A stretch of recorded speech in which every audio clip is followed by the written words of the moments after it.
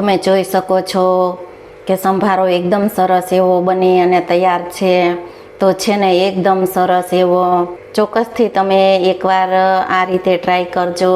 Hello friend, તો તમારું સ્વાગત છે મારા રસોડામાં. તો અવનવી વાનગી જોવા માટે ચેનલને સબસ્ક્રાઈબ કરો. જો મારો વિડીયો ગમે તો વિડીયોને લાઈક કરો, શેર કરો, કમેન્ટ કરો. બાજુમાં રહેલ બેલ આઇકનને દબાવો, તેથી નોટિફિકેશન તમને રોજ મળતું રહે.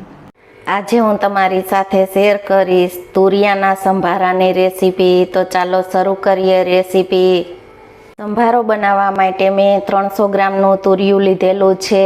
2 લીલા મરચાં લીધેલા છે. આ રીતના લાંબા મરચાં આવે તેનો ઉપયોગ કરવાનો. લાંબા મરચાં તીખા હોય તેના માટે આપણે આ લાંબા મરચાંનો ઉપયોગ કરવાનો. જો નાના મરચાંનો ઉપયોગ કરશો તો તે મોળા હોય, તેના માટે આપણે આ લાંબા મરચાંનો ઉપયોગ કરશું. અને તુરિયાની પસંદગી આ રીતની કરવાની છે. આ રીતના મોટા અને જાડા તુરિયા હોય તે લેવાના. જે કૂણા તુરિયા આવે તેનો સંભારો ન બને, તેના માટે આપણે આ રીતના જાડા તુરિયા લેવાના. તમે કૂણા તુરિયા લેશો તો તેનો સંભારો સારો નહીં બને અને એકદમ તે તેલમાં ગળી જશે. તેના માટે તે શાક જેવું બની જશે. આપણે તુરિયું આ રીતનું જાડું અને મોટું હોય તેવું તુરિયું લેવાનું. તુરિયાને આપણે આ ઉપરથી આ જે છાલનો ભાગ છે તેને આપણે કાઢી લેશું. તો પહેલાં આપણે 2 ભાગ કરી લેશું તુરિયાના.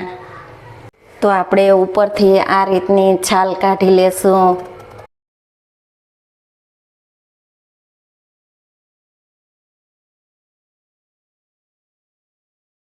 તો આપણે આ રીતની તુરિયામાંથી છાલ બધી કાઢી લીધી છે. હવે તેનું આપણે લાંબી સ્લાઇસમાં કટિંગ કરશું. તો પહેલાં આપણે આ રીતનું કટિંગ કરી લેશું.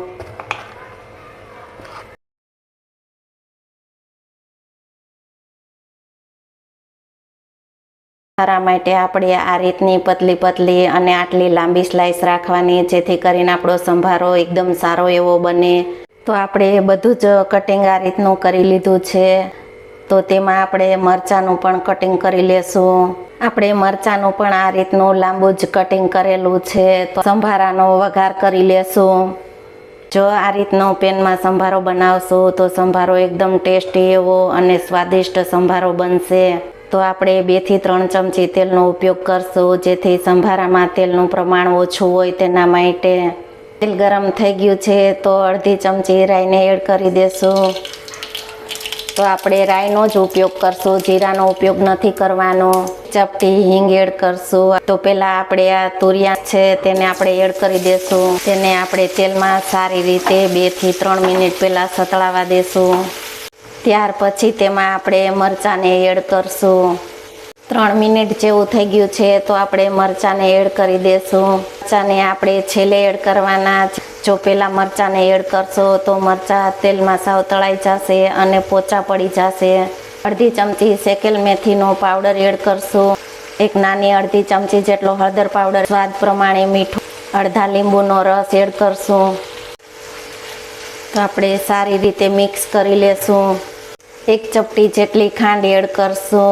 આપણે 2 ચમચી ચણાનો લોટ એડ કરશું.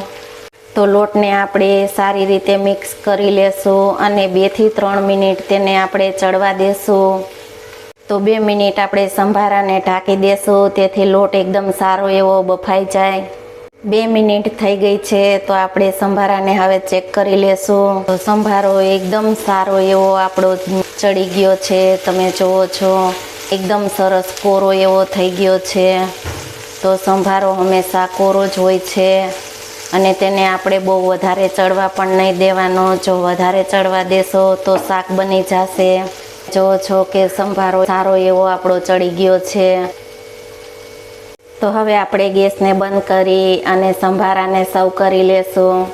તો આપણો તુરિયાનો સંભારો એકદમ સરસ અને ટેસ્ટી એવો બની અને તૈયાર છે. તમે આ રીતનો સંભારો ક્યારેય પણ નહીં બનાવ્યો હોય તો ચોક્કસથી તમે ટ્રાય કરજો.